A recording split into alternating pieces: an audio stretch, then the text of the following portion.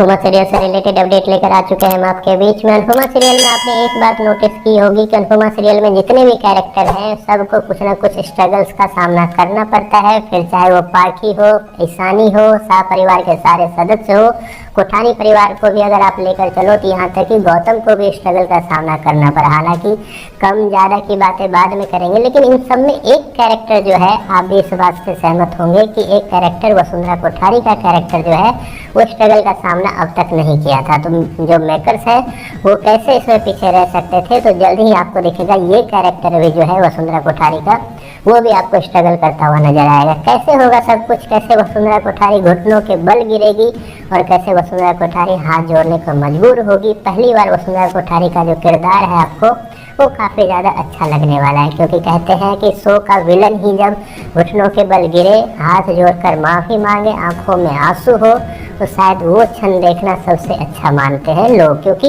वो इससे पहले उन लोगों को इतनी ज़्यादा परेशानी दे चुके होते हैं कि उसको जब इस रूप में देखते हैं तो ऐसे लगता है जैसे खुद बदला उसका पूरा हुआ। ऐसा पब्लिक का रिएक्शन देखने को हमेशा से मिलता है। तो मेकर्स उसी एंगल पे आपको आगे जाकर कहानी दिखाने वाले हैं। क्या कुछ होगा उस पर बात करते हैं इस वीडियो। हमने देखा इससे पहले कि कोठारी परिवार का एक भी सदस्य ऐसा नहीं रहा जो इस प्रायश्चित के दौर से ना गुजरा हो। जहां गौतम माही भी गुजरे, वहीं पे ख्याति भी एक टाइम एरोगेंट हो चुकी थी, लेकिन उसका एरोगेंस भी जो है वो भी एक तरह से खत्म करने का मेकर्स ने काम किया। राही को तो आपने देखा ही है, प्रेम को भी आपने देखा ही है, मीता भी इससे पहले गुजर चुकी है, अनिल तो सीधा साधा इंसान है।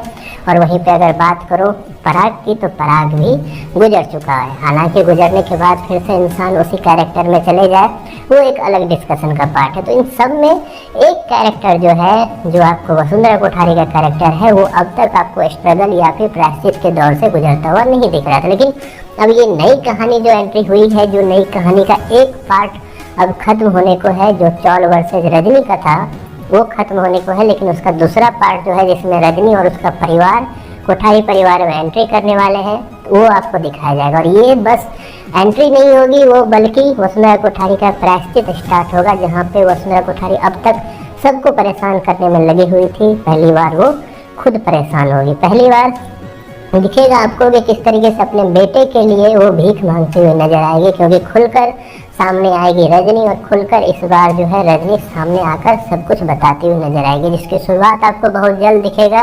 प्रार्थना की बेबी शावर सेरेमनी जो है उसमें आपको नजर आएगा कि किस तरीके से रजनी की एंट्री होती है। और रजनी की एंट्री सिर्फ एंट्री नहीं होगी, वो परिवार के साथ एंट्री लगी, क्योंकि अगर आपने नोटिस किया है तो अनुपमा सीरियल में सारा जो संसार है वो दो परिवारों के इर्द गिर्द चलता है, या यूँ बोलो कि दो घरों में चलता है। बाहर किसी का कभी भी एंगल नहीं दिखाया जाता, कौन क्या करता है, बस इस दो घर में आपको पूरी कहानी अब तक दिखाते हुए नजर आ रहे हैं। काफ़ी टाइम से मेकर्स और इसी दो कहानी को फिर से अहमदाबाद में एंट्री कराने वाले हैं। अहमदाबाद में ही कहानी चलेगी, मुंबई की कहानी खत्म होने वाली है, और अहमदाबाद में इस बार बाकी परिवार जो नगर सेविका का काम किया करती थी, मेकर्स ये नहीं बताएंगे कि उनकी नगर सेविका के रोल का क्या हुआ, लेकिन मेकर्स ये जरूर बताएंगे कि रजनी की एंट्री कोठारी परिवार में होगी। और उस जिस दिन रजनी की एंट्री कोठारी परिवार में होगी उस दिन से उल्टी गिनती शुरू है, किसकी, तो वसुंधरा कोठारी की।